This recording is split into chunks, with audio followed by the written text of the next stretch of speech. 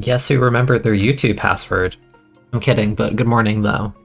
It's been a minute since my last upload, and by minute I mean multiple months, so we're trying to rectify that today. I appreciate your patience and for you to even be here and be watching this right now. I'm keen. I like playing a lot of different kinds of weapons in Splatoon 3 and have hit pretty high XPs in both Takaraka and Tentatek regions. With Splatoon 3's patches slowing down, the meta has continued solidifying, and while I wouldn't call it stagnant, as there are changes all the time, it is a lot easier to identify a lot of the safer and consistently strong weapons that tend to do well in tournaments and X-Rank. So today I want to talk a little bit about a few weapons that I think are a bit underrated in general. Now, to clarify before we begin, what is my definition of underrated? It's pretty subjective, but I'm gonna outline it and make it as simple as I can be for this video because I don't want it to take too long. In this video, I'll consider a weapon to be underrated if it isn't too frequently seen, meaning it doesn't make a particularly high amount of appearances in X-Rank. It may be talked about, but maybe only for one mode, and aside from that, I find it underrated. Or it could be a combination of those factors with my own personal belief that the weapons I talk about today have a fair bit of potential to be pretty strong, but I think are really underplayed for the amount of strength that they have. Now, the first weapon we're going to be talking about today is the Recycled Brella. Recycled Brella is one of the newest main weapons added to Splatoon 3, and it originally dropped in fresh season of 2024. You know, I'm pausing on the script on that because I'm thinking like, no, that was last year, that doesn't make any sense, and I realized I'm recording this in 2026, so yes, actually, that is correct. And if you take a quick look at the patch notes that Recycled has received since its launch, it's really not hard to see why it got ignored. The maximum damage per shot is 90, which was the amount that Spot Brella could do in Splatoon 2 before a late game patch nerfed that down to 81, and the spread of the pellets is very tight, meaning it's super accurate. But this came with the cons that Recycled's shield was pathetically frail, the paint was mediocre, it was a very incongru weapon, the shield took longer to regenerate back then than it does now, Marker is a really difficult sub to use effectively, and Big Bubbler didn't receive its massive HP buff yet, nor did it paint at its feet. And after Recycled got released, there was a big patch where Brella was made more consistent and slightly less dysfunctional. None of that had happened yet. So yeah, I'm not gonna lie, when this weapon first dropped and I tried it out, it genuinely felt like a bottom tier weapon that just also had the capacity to two-shot, and that was about as much as I could really say about it. And all those weaknesses are really, you know, combinations you rather not see, a really difficult to play weapon that's undertuned. Yeah, not surprising why everyone thought it was really bad and no one really wanted to play it. But nowadays, I think Recycled is a pretty respectable weapon. I wouldn't call it high tier, I wouldn't call it top tier, but I think it's playable, and I think it's severely underplayed for the amount of strength I think it has. Now, Recycled is a bit of a tricky weapon to play, but first of all, we're going to talk about what changed to make it better, given I just listed a bunch of weaknesses. That's not to say the patches, you know, outright removed all of those weaknesses, it just merely amplified strengths and, you know, improved pretty much every aspect of the weapon.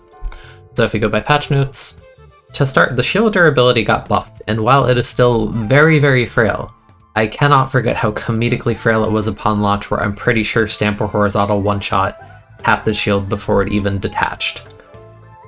Now, it may be frail, but every little bit of improvement on that is really important because this weapon does have high killing potential if your aim is very good. But, you know, what good is durability of a shield if it's going to break so quickly anyway? Well, that's what the next buff would be. They buffed the shield regeneration speed, so nowadays it only takes a little bit more than 2 seconds to regenerate. If I'm not mistaken, it's like 130 frames, so just barely over 2 seconds. And this combined with the shield launches it has and how quick that is pretty crazy, because the shield launches do give you a pretty good amount of paint, sort of similar to Curling Bomb, maybe not as extreme, but to have that built into a weapon with a cooldown of like 2 seconds while you can just use the main weapon otherwise, pretty good. But the weapon was extremely incongruous at launch, so you know, what good are all those if I still run out of shots super duper quickly? Well, it got an ink efficiency buff too, and a pretty good one at that. It got 2 more shots in an ink tank by default. I believe it's at 16 now without any efficiency, and I think it was 14 before. On top of that, because it's more ink efficient, I believe if you're on a sub of main saver, I think that bumps it up another shot, whereas pre-patch you need 2 subs of main saver to even get 1 more shot, so that's really good. But honestly, the best buff to me was obviously the Brella patch, the patch that made it so Brellas open sooner on the enemy screen. You still will die to latency, that's very normal, but if you tried to play Brella anytime before that patch, you understand how comedically bad it was. You would have your shield open for a full 1.5 to 2 seconds and still die in ways that just simply don't make sense from either perspective. So, you know, that was kind of important.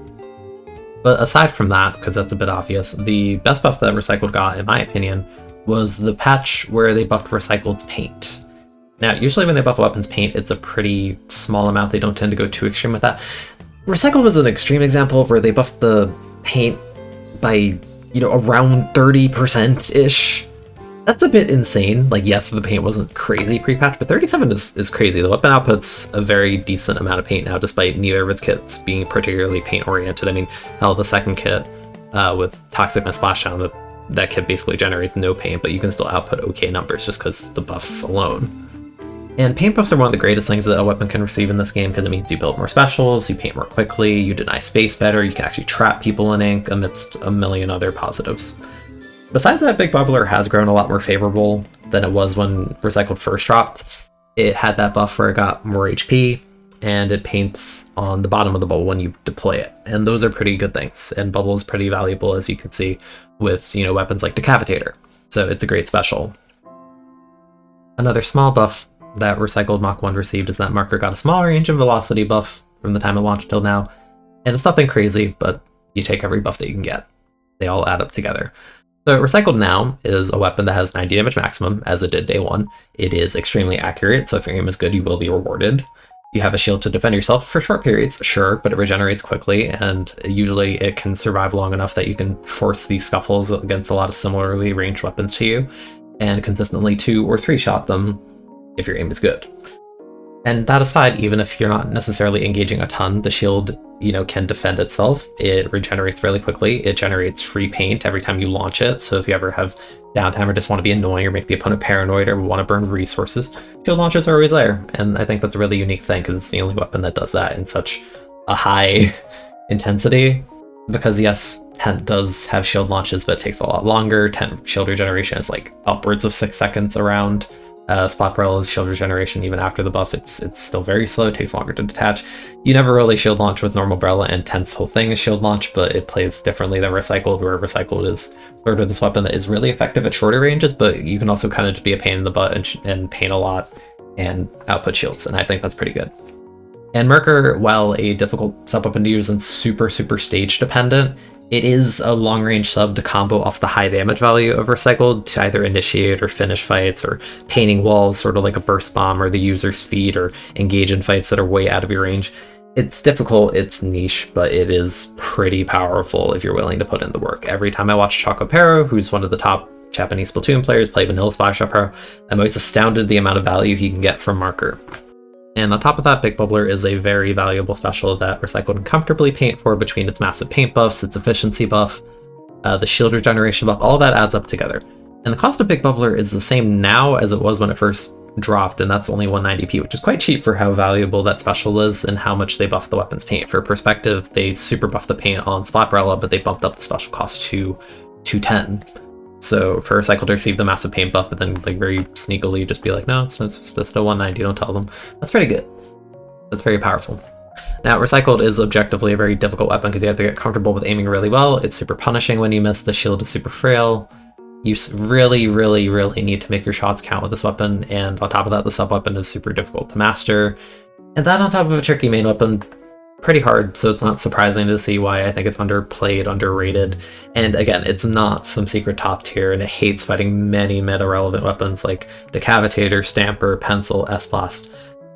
But I can't ignore all of the positives that I listed, and it's even harder to ignore Alice, who's an amazingly strong Japanese player who's hit 3600 XP maining Recycled. So I personally think this weapon is severely underplayed for how powerful and potent it can be. I'll link Alice's YouTube in the description. I tend to watch some of their streams. I don't like hardcore main Recycled, but if I ever need Recycled gameplay to look at, that is the place, and I will show you that. But while you're down there, subscribe to me if you haven't already, because I do want to upload more frequently this year, and my first bigger goal, I guess. I mean, initial goal is going to be 4K for the channel, and eventually 5K and beyond. But I want to see how quickly we can make that happen if I actually upload more frequently. And if that number goes up, I'll upload more, blah, blah, blah. You guys know how it works. Now, the next weapon I think is underrated as one of the newest weapons, so I think it'll probably see more usage in the future, but for now I definitely don't see it as often as I think its potential strength leads me to believe it is. Especially because I really don't see this gun in solo queue. It is third variation of a Splatoon 2 classic. It's the Twinkle Dualies. The Twinkle Dualies has a fizzy bomb and a big bubbler for the very low price of $190, just like recycled. This kit really impresses me on paper, yet I don't see this weapon. Initially, you might be a little skeptical or puzzled because Bubble and Fizzy are a kit that seem a bit slow for a weapon that's a bit fast and as hypermobile as Dually, as Fizzy can take turn to charge and Bubble doesn't move, and Dually is a shorter range weapon that's a 4-shot. So what exactly makes it so that Dually can abuse this kit? I think for this, the word I would use is flexibility. Fizzy received a slight rework in a patch recently in Splatoon 3 where the level 1 Fizzy paints a clean trail thick enough to swim through in exchange for nerfing the paint of the higher levels a little bit, make it a little less spammable. In Splatoon 2, when Emperor was meta relevant, it abused Curling Bomb, which is another high mobility sub-weapon, to give the weapon even more ways to move. So I kind of view it a bit similarly to that, but a bit more modernized, a bit buffed, because between having 2 dodge rolls in Splatoon 3's movement mechanic of squid rolls and parrying, and Dually getting a end lag reduction on its roll in this game as well, it sort of gives me that vibe with the level 1 Fizzy. So there's a lot to love here for how mobile the weapon is.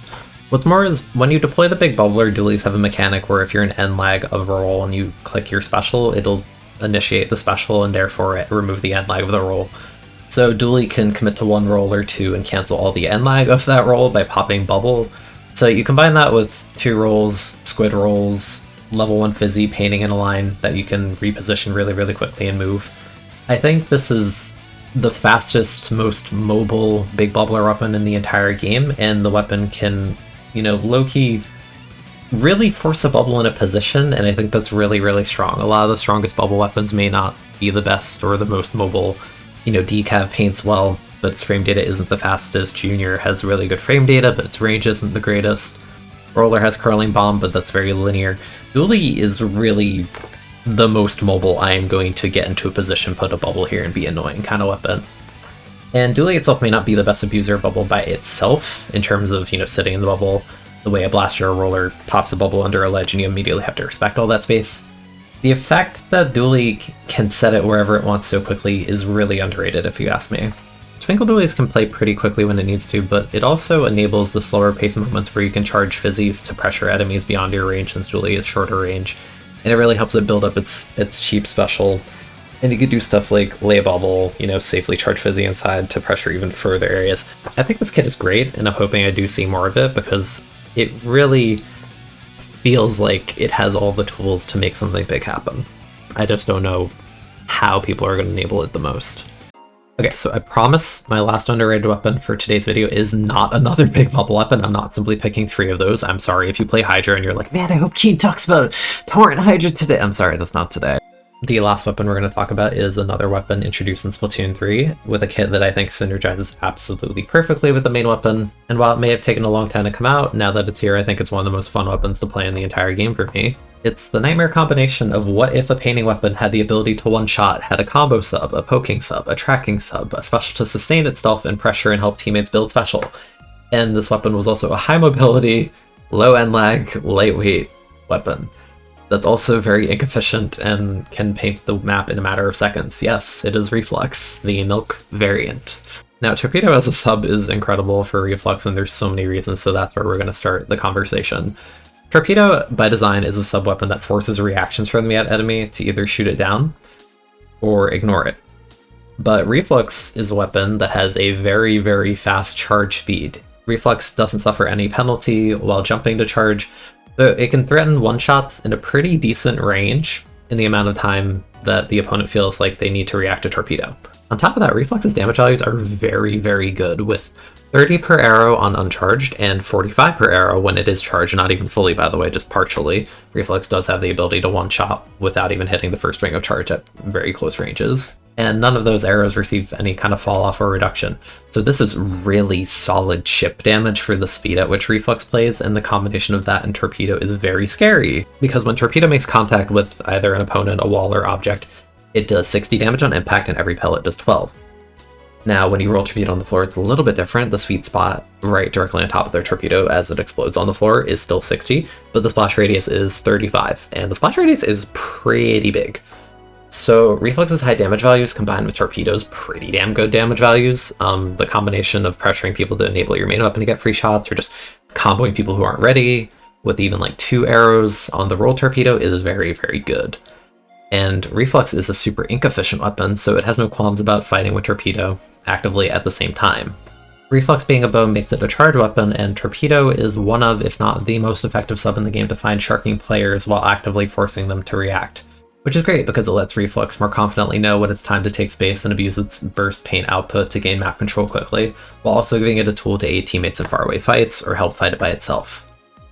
And Booyah Bomb is really the cherry on top of this kit because it extends Reflex's survivability, since again it is a lightweight weapon, it is very mobile, it has great frame data, so Booyah Bomb can really help it survive in kind of crazy positions and extend itself.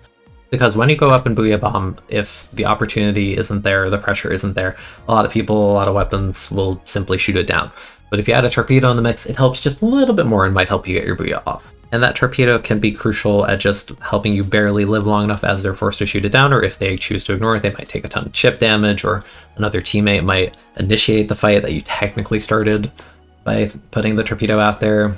So I think the kit is really strong. I think it flows into itself and it's able to fight pretty effectively as a support weapon. It is a tricky weapon, that is for sure. But all these strengths are very, very good.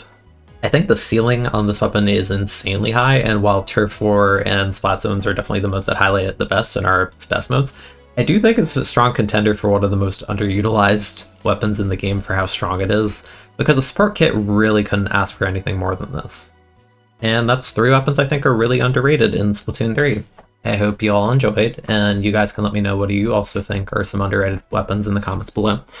I have some ideas for a part 2 already, so subscribe if you haven't already. Again, gonna try and upload more frequently.